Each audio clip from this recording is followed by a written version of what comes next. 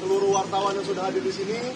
Kita hari ini sangat berbahagia ya bahwa barang yang kita nantikan, barang yang kita sudah minta selama berbulan-bulan, bahkan dengan lelah, keluar waktu, tenaga, dan segala macam, kita minta ke Komisi Informasi, akhirnya hari ini dibuka, yaitu ijazah yang digunakan Joko Widodo untuk mencalonkan diri jadi presiden di tahun 2014 dan 2019. 2014 yang bawah, 2019 yang atas. Nah, ini mengkonfirmasi temuan-temuan yang saya dapatkan dari sumber lainnya, namun ternyata ada yang salah di sini.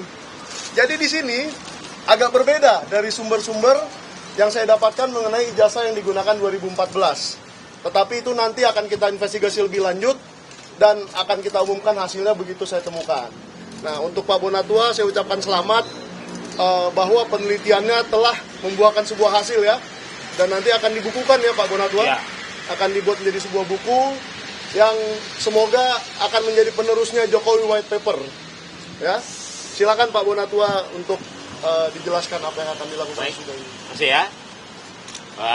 Assalamualaikum, Shalom, Om Swastiastu, Namo Buddhaya, Salam Kebajikan. Maaf Pak, saya ngopet ini, takut slip tang. Jadi ya selamat siang kepada rekan-rekan media ya. Terutama ya, saya mengucapkan selamat Hari Pers ya. Nah, jadi sekarang kan Hari Pers nih. Ya. Ini sekaligus membuktikan bahwa keterbukaan informasi juga dambaan dari insan pers. Bagaimana perjuangan ini adalah buktinya bahwa perslah yang menjadi corong kita ke publik menyampaikan ini. Ya. Jadi terima kasih sudah hadir ya. Saya juga mengucapkan terima kasih buat pemerhati demokrasi, juga keterbukaan informasi, dan terutama untuk masyarakat Indonesia yang selama ini mungkin mohon maaf kata ya kalau saya salah. Yang menurut saya sekarang ada tiga masyarakat Indonesia terbelah tiga ya. Pertama, orang yang percaya bahwa ijazah beliau ada dan asli, dan orang yang ragu-ragu, serta yang ketiga adalah orang yang tidak percaya. Nah, selama ini kita dijebak pada situasi sudah ranah keyakinan, bukan ranah ilmiah. Nah, dengan adanya ini ya, pada inti kita mencoba menawarkan suatu pendekatan baru, yaitu pendekatan fakta empiris. Karena saya peneliti, inilah hasil fakta empiris itu. Jadi saya harap masyarakat yang terbelah, yang tadi tiga itu, kembali ke jadi masyarakat ilmiah yang mari melihat ini semua sebagai alat sah untuk diteliti. Ya, ini tentunya sama-sama kita tahu bahwa proses ini kita mulai sejak 3 Agustus yang lalu dengan proses yang panjang dari awal permintaan informasi, lalu KPU mengeluarkan keputusan 731 untuk mengatakan bahwa informasi saya ditolak karena melanggar keputusan KPU 731. Setelah itu publik marah. Setelah publik marah, DPR juga ikut marah, Komisi 2 ikut memanggil mereka. Lalu setelah itu saya juga mengirimkan keberatan, dan keberatan saya itu dijawab dengan dicabutnya keputusan 731 dan disertai dengan diserahkan juga yang 2 ini, tapi ya dengan 9 item yang disembunyikan. Ya. Nah, lantas saya tidak puas, 9 item itu harus dibuka karena ini dalam rangka demokrasi, yaitu jendela keterbukaan informasi. Akhirnya saya sidang sengketakan di Komisi Informasi Publik, dan sampai 6 kali sidang ya sejak November ya. Akhirnya keputusan KIP mengatakan bahwa saya menang. Permintaan saya membuka 9 item diterima. Setelah itu KPU dikasih kesempatan untuk banding ke petun, dan itu yang ternyata KPU cukup bijak, tidak mau menggunakan uang rakyat untuk melawan rakyat. Ya, dengan kata lain, terima kasih KPU ya. Artinya memang ini buktinya bahwa tak sempat saya simpan ini, selalu langsung saya kasih ke publik. Nah, dengan begitu ya, mengapa inti acara kita ini adalah menerima salinan resmi fotokopi ijazah ya, ini saya kata, fotokopi ijazah terlegalisir berwarna tanpa sensor. Menyambung kata Bang Mike tadi, Ya. inilah data ijazah pertama dari pintu depan KPU. Meskipun saya tahu, saya teliti banyak ijazah yang dari pintu belakang yang beredar ya. Nah, ini nanti akan kita teliti, tujuannya peneliti, mohon kita dibantu ya Pak publik. Isu ijazah ini kan sudah memecah kita jadi 3 kubu tadi. Nanti mari kita di medsos, di mana-mana kasih data yang benar. Ya. Yang pasti jangan sampai kita menjadi fitnah. Ya, jangan sampai kita terjebak perbuatan tidak menyenangkan, melanggar undang-undang. Kita ini bisa jadi peneliti dengan apa? Dengan data yang benar. Inilah data yang benar. Ini resmi dari KPU lembaga negara. Meskipun kan harus ingat bahwa ini memang benar data sekunder, tapi ini belum teruji secara klarifikasi maupun autentikasi. Artinya ini masih asumsi. Jadi mari kita meneliti dengan bijak. Artinya kalaupun nanti ini kita temukan benar atau salah, kita masih butuh yang namanya yang fisiknya, sumber fisik dari fotokopi ini. Ya. Jadi dari sini ya saya catat kita ini bisa, ini ada kelebihan dan kekurangannya dari fisik asli fotokopinya. Yang pasti yang kita minta ini kan fotokopi terlegalisir 5 tahun, 5 periode, 2005, 2010, 2012, 2014, 2019. Yang ini baru 2. Nah, yang mengikuti sepanjang zaman itu adalah legalisir ini. Ini selalu identik membawa jejak-jejak administrasi. Ya, bagaimana ini keluar ini nggak sembarangan. Ini pasti ada sebuah proses administrasi di baliknya. Itu bisa kita mintakan juga ke UGM. Dimulai dari siapa yang meminta, siapa yang melegesnya, siapa yang pihak KPU yang memverifikasi administrasi. Ya, itu bisa bisa jadi verifikasi validasi dokumen 5 dokumen tadi. Berikutnya kesamaannya ini dengan yang sumber fotokopinya. Saya bilang sumber fotokopi ya, saya belum berani bilang itu asli ya. Sumber fotokopinya, katakanlah asumsinya itu asli ya, adalah semogalah informasi ini ya.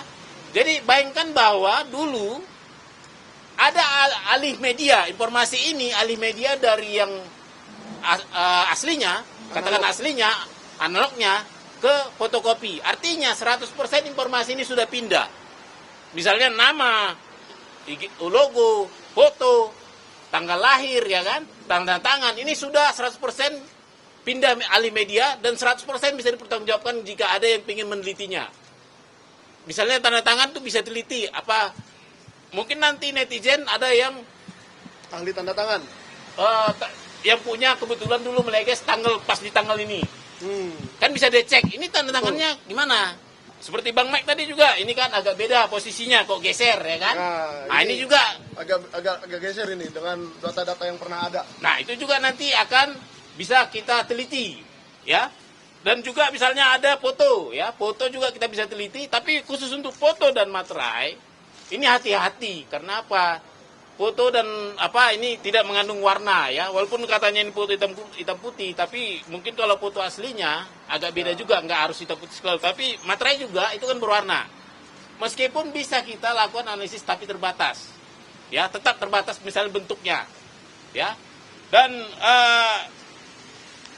seperti misalnya juga yang kita tidak bisa, kekurangan kita adalah kita tidak bisa uji dokumen fisik, uji forensik. Ya, kita tidak bisa uji usia kertas, kita tidak bisa uji usia tinta, ya. Kita tidak tahu ukuran aslinya, ini kan 4 ya. Tapi kita tidak tahu ukuran aslinya bagaimana. Itu perlu diingat. Jangan pernah kita meneliti ke wilayah itu memakai sampel ini, supaya jangan terjadi fitnah. Saya juga tidak suka kalau nanti beliau jadi difitnah. Memang benar kita publik, tapi tentu kita juga harus punya batas, ya. Mana yang namanya meneliti dokumen publik, mana namanya melewati batas privasi. Nah, untuk itu, ya, sebagai orang yang punya tanggung jawab moral, ya, saya memutuskan membagikan ini di media sosial saya. Ya, bisa dicek di media sosial saya. Artinya kalau kalian mau meneliti, jangan pakai teliti yang dibikin orang lain. Takut saya nanti karena ada kebencian, tiba-tiba foto dirubah jadi apa gitu kan.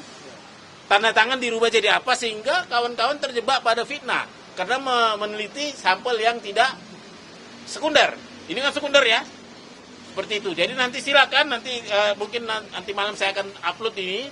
Nah, mari kita berdiskusi seluruh Indonesia. Kita jadikan ini diskursus publik. Semua kita dari sini mari berbicara dengan gaya peneliti. Tapi jangan sembarangan tuduh. Seperti itu. Dan yang terakhir nih, saya mungkin harus mengucapkan terima kasih buat Bapak Prabowo ya, yang tetap menjaga iklim demokrasi. Kita tahu KPU ini kita ibaratkan adalah rumah demokrasi kita. Dan kita juga berterima kasih kepada KIP yang menjaga selalu supaya pintu KPU, pintu keterbukaan informasi KPU terbuka. Dan saya juga meskipun kita perjuangan panjang, saya juga berterima kasih ke KPU. Ya meskipun tadi sempat menolak permintaan informasi saya, sempat mengeluarkan peraturan 731, melakukan uji konsekuensi, sempat kita bersidang susah payah, sempat juga saling bantah-membantah. Tapi itu sudah close, kita selesaikan permasalahan kita lanjut ke permasalahan bangsa yang lebih besar, yaitu bagaimana keterbukaan informasi selanjutnya. Saya rasa itu saja. Barangkali ada pertanyaan? Tetap dikasih ke Andri. Ada satu lagi penutup mungkin ya, karena belum ada pertanyaan. Tetap publik bantu kami, dukung kami, karena tugas kita ada 3 lagi ya. Saya lagi meminta ke KPU DKI, KPU Kota Solo untuk tahun 2005-2010. Mereka sudah respon, nanti kita akan berbagi lagi. Artinya ini akan lengkap kita buat jadi data publik. Karena ini memang saya juga di sini saya buat ini untuk penelitian. Mari kita meneliti ya secara bersama-sama. Kenapa? Publik punya hak untuk meneliti informasi publik. Ini bukan barang yang kita takutin untuk diteliti. Kenapa? Hak publik sudah dinikmati pejabat publik. Sudah sepatutnya kita publik juga mengganggu haknya. Seperti itu.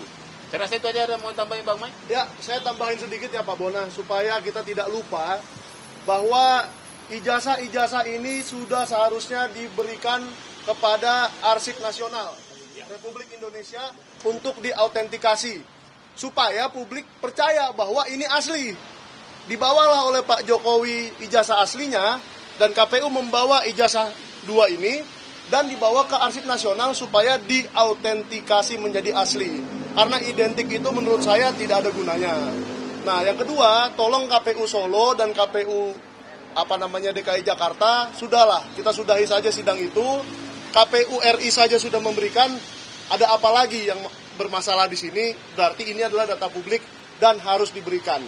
Yang ketiga, jangan salah, ada 1 orang lagi yang masih dipermasalahkan ijazahnya atau surat keterangannya. Kalau ini diberikan, maka Gibran Rakabuming Raka juga harus memberikan hal yang sama. Saya di sini netral, bukan menyerang siapa-siapa, tetapi kalau 1 bisa diberikan, semua harus diberikan. Bahkan kelulusan akmilnya Pak Prabowo pun boleh diberikan. Jadi jangan ada yang dibilang tabu atau wah jangan karena dia masih menjabat, tidak. Menurut saya akan lebih gentle, lebih keren, lebih anak muda, lebih Gen Z kalau Pak Gibran juga memberikan hal yang sama kepada kita. Sudah, itu aja dari saya. Ya, makasih. Ya, makasih ya. Begini.